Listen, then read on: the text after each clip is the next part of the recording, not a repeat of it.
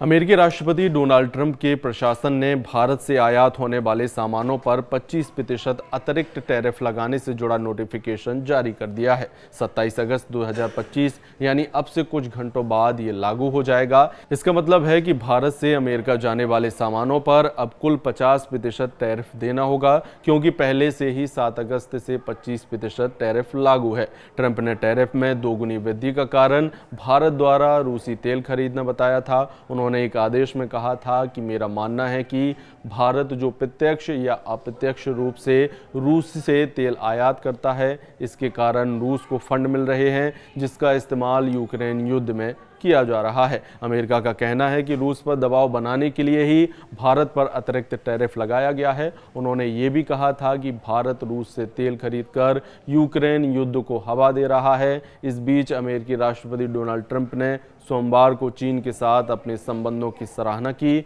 उन्होंने कहा कि अमेरिका चीन के साथ बेहतर संबंध बनाने जा रहा है। उन्होंने कहा कि चीन के साथ हमारे रिश्ते बेहतरीन होंगे। उनके पास कुछ दाव हैं, हमारे पास अविश्वसनीय दाव हैं, लेकिन मैं उन दावों को नहीं खेलना चाहता। अगर मैं उन दावों को खेलूंगा तो वे चीन को बर्बाद कर देंगे। ट्रंप ने कहा कि मैं ये पत्ते नहीं खेलूंगा। दक्षिण कोरिया के राष्ट्रपति ली जे म्यूंग अमेरिकी राष्ट्रपति के बगल में बैठे थे जब उन्होंने व्हाइट हाउस के ओवल ऑफिस से ये टिप्पणी की। 50% टैरिफ लगाने का भारत ने कड़ा विरोध किया था। भारत ने कहा था कि यूरोपीय देश भारत से ज़्यादा कारोबार चीन के साथ करते हैं। वहीं भारत ने हाल ही में कहा था कि अमेरिका भी रूस से कुछ चीज़ें खरीदता है। भारत ने कहा था कि चीन रूसी तेल का सबसे बड़ा खरीदार होने के बावजूद अमेरिका ने उसके खिलाफ ऐसा कोई कदम नहीं उठाया।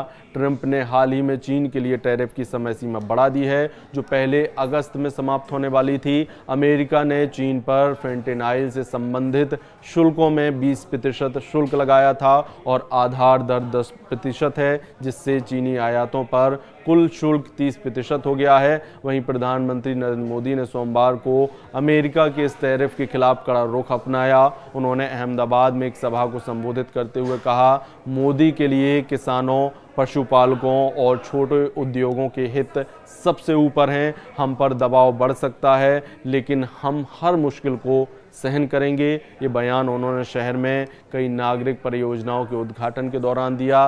पीएम मोदी ने अपने बयान में भगवान श्री कृष्ण और महात्मा गांधी का जिक्र करते हुए कहा कि भारत चक्रधारी श्री कृष्ण और चरखाधारी महात्मा गांधी की ताकत से सशक्त है। उन्होंने ये संदेश दिया कि भारत अपने हितों की रक्षा के लिए किसी भी दबाव के सामने नहीं झुकेगा।